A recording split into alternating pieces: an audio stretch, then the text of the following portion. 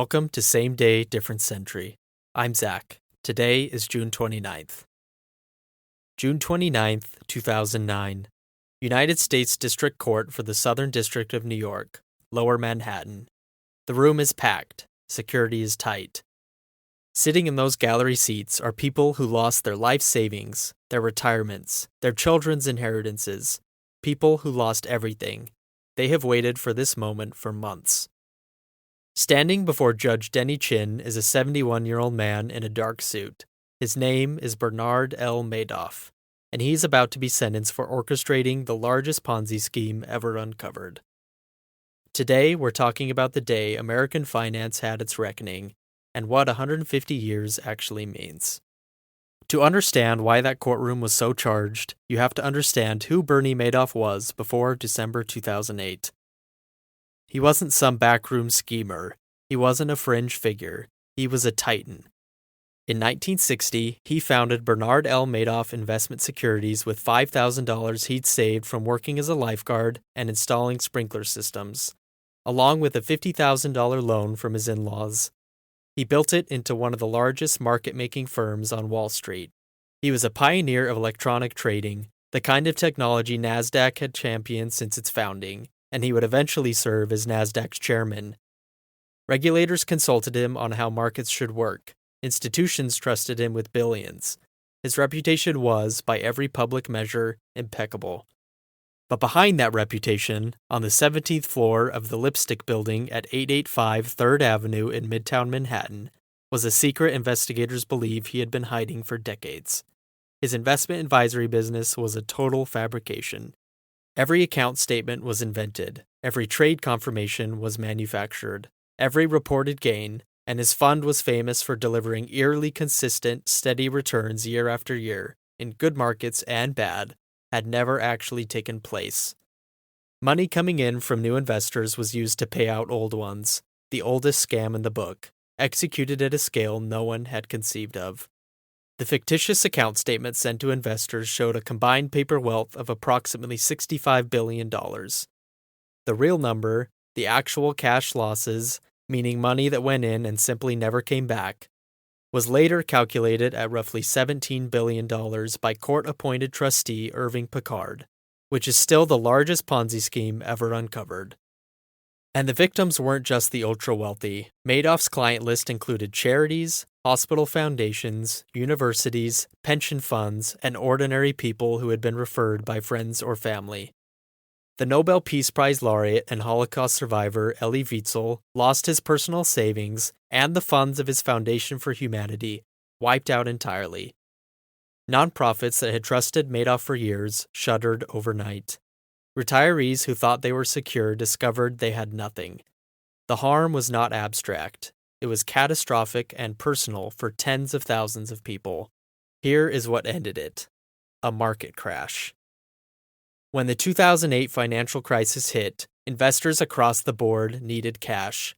They started requesting redemptions, and Madoff was facing redemption requests of approximately $7 billion, with next to nothing in the actual accounts to meet them. You can't fake liquidity forever.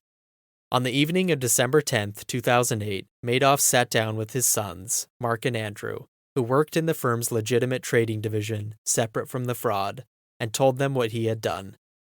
The following morning, December 11th, they turned him in to federal authorities. Madoff was arrested at his Manhattan penthouse. He was 70 years old.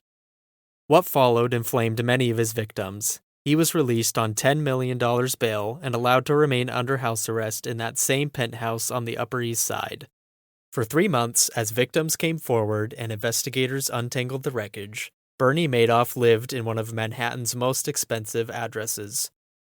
That ended on March 12, 2009, when Madoff walked into a federal courtroom and pleaded guilty to 11 felony counts: securities fraud, wire fraud, mail fraud, money laundering, perjury, and more. Judge Chin remanded him to custody on the spot. The Metropolitan Correctional Center in Lower Manhattan became his new address. Before the sentencing, it's worth pausing on something that should have prevented all of this. A Boston-based portfolio manager named Harry Markopoulos had been raising alarms about Madoff since 2000. after becoming suspicious in the late 1990s. He had submitted increasingly detailed warnings to the Securities and Exchange Commission, including a 2005 report with the blunt title, "The World's Largest Hedge Fund is a Fraud." The SEC had conducted multiple examinations of Madoff's operations over the years. They found nothing. The watchdogs didn't just fail to discover the scheme, they looked directly at it, were handed a roadmap, and walked away. Markopoulos would later testify before Congress that he had handed the SEC everything they needed and was ignored. That failure would haunt the agency for years. Which brings us back to June 29, 2009, and that packed courtroom. But on this morning, the courtroom had one focus: the survivors. A number of victims were given the opportunity to address the court before sentencing.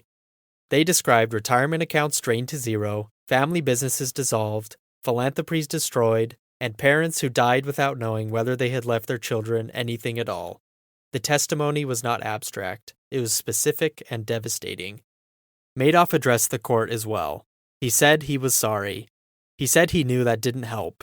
He described living inside a lie. Whether those words offered anyone in that room any comfort is doubtful. Then Judge Chin spoke. He noted something striking. He had received well over 100 victim letters in the lead-up to sentencing. Not a single letter had been submitted on Madoff's behalf.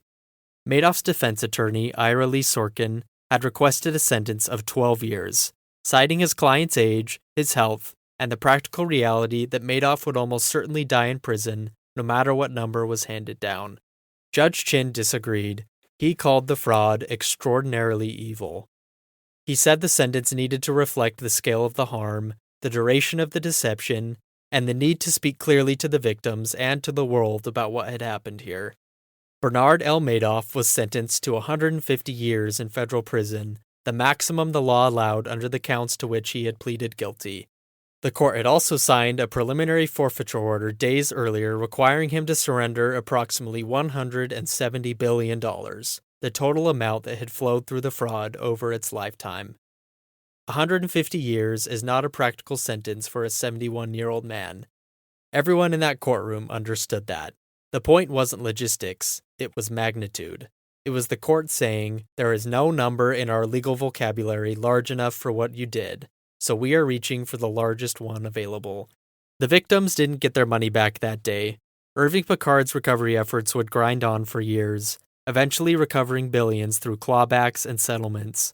Though recoveries varied widely, and many victims spent years waiting to receive compensation. Madoff's family was defined by profound tragedy in the years that followed. His son Mark died by suicide on December 11, 2010, exactly 2 years to the day after his father's arrest. His son Andrew died of cancer in September 2014. Bernie Madoff himself died on April 14, 2021, at the age of 82. He served roughly 12 years. What does the Madoff story actually mean, standing further from it now? It means that trust, when weaponized by someone patient, sophisticated, and willing to betray the trust of nearly everyone around him, can be more destructive than almost any other instrument of harm. It means that regulatory institutions are only as strong as their willingness to follow the evidence to where it leads, even when that evidence challenges someone the establishment respects. And it means that on June 29, 2009, a judge in a Manhattan courtroom did the only thing left to do. He handed down a number, 150. It was never going to restore what had been lost. It couldn't rebuild a charity, refill a retirement account, or return years stolen by deception. But it delivered something many victims had waited months to hear, the maximum sentence the law could give. That same day, different century. I'm Zach. We'll be back tomorrow with another date, another story. Thanks for listening.